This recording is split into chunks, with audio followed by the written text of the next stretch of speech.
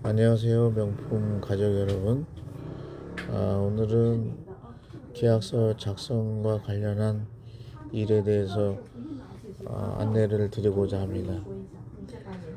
계약서 작성 업무 중에서도 특히 상가 권리금 계약서 작성에 대해서 안내를 드리려고 합니다.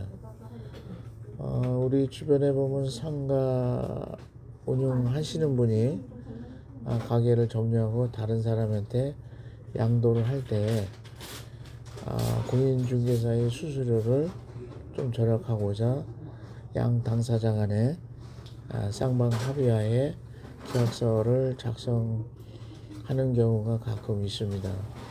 이럴 때 최소한도의 권리 보장이라든지 본인에게 유리하게 손해를 끼치지 않는 선에서는 계약서를 원만하게 작성해야 될 필요는 있습니다.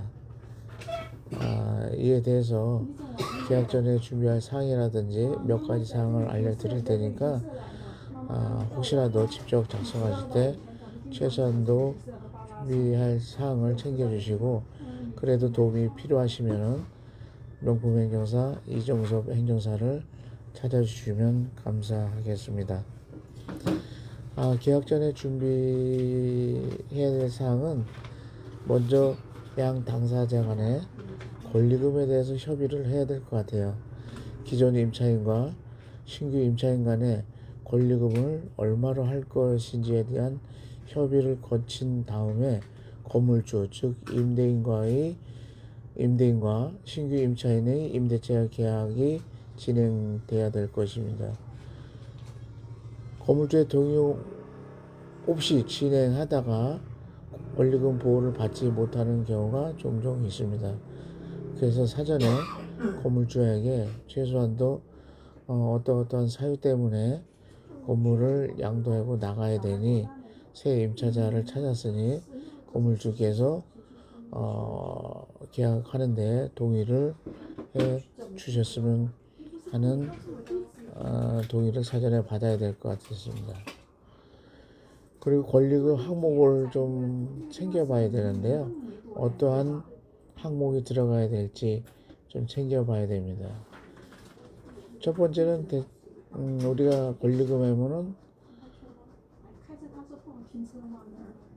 시설비가 첫 번째로 생각나겠죠. 즉 인테리어 비용, 또 거기에 집기가 있습니다. 또 간판 등 여러 가지가 있는데 이걸 통틀어서 시설비 명목으로 얼마, 또 영업권 있죠. 아무래도 입지가 좋은데 사거리, 삼거리, 또 일반 외진 곳 이렇게 해서 입지에 따라서 영업권에 대한 보상 금액이 좀 틀릴 테고, 얼마큼 단골 고객이 많은가, 또 브랜드 가치 등에 따라서 영업권에 대한 금액이 좀 차이가 있을 겁니다. 그런 다음에 노하우 및 거래처 정보가 있을 텐데요. 노하우와 거래처 정보는 실제로 거래가 이루어져야 전수가 되겠죠. 사전에 이거를 미리 좀 조성을 하고 오픈을 하게 되다 보면은 계약서가 작성도 하기 전에 깨지는 경우가 비일비재합니다.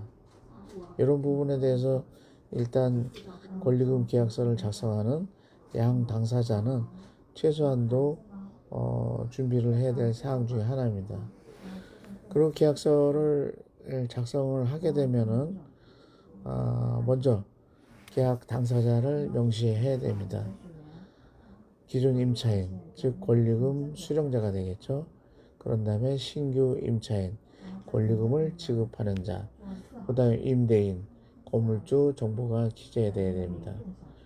또 여기가 사업을 하는 사업체다 그러면은 상호라든지 또 대표자, 사업자 등록번호 같은 거는 필요시에 기재를 하면 됩니다. 그 다음에 사업장의 주소, 연락처 등은 기재가 돼야 되겠죠. 그 다음에 목적물, 상가 정보에 대한 기재를 좀 명확히 해야 됩니다. 상호라든지 주소, 건물 면적, 용도, 업종 제한 여부 등에 대한 것도 좀 구체적으로 챙겨야 될 부분입니다. 권리금 내역과 그 지급 방법에 대해서도 구체적으로 명시를 하고 기재를 해야 되겠죠.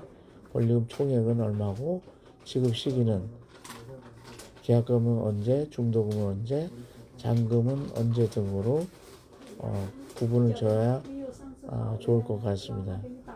또 지급 방법은 현금을 줄 건지 계좌이체 등의 방법을 할 것인지에 대해서도 구체적으로 언급을 해놓는 게 좋습니다. 특히 주의할 것은 만약에 계약 불이행 시에 어떠한 불이익이 상대방에게 주어질지에 대한 그런 조항도 언급하는 게 좋습니다. 약간 요거는 기술적으로 좀 구체적으로 잘 써야 되기 때문에 아마 당사자들이 계약서 작성을 전문으로 하지 않는 분이라고 하면은 좀 어려울 수가 있습니다. 이때 도움을 좀 받아서 하시기를 바랍니다. 그러니까 이렇게 계약 시 주의할 점 여러 가지 등을 말씀드리면서 했는데 여러분이 직접 하시다가 좀 도움이 필요하시면 제가 도와드릴 테니까 연락 주세요. 저희 사무실은 수원역 앞에 있습니다. 이정섭 행정사를 찾아주세요. 이상은 명품 행정사무소에서 알려드렸습니다. 감사합니다. F4인데 영주권 신청하게 되면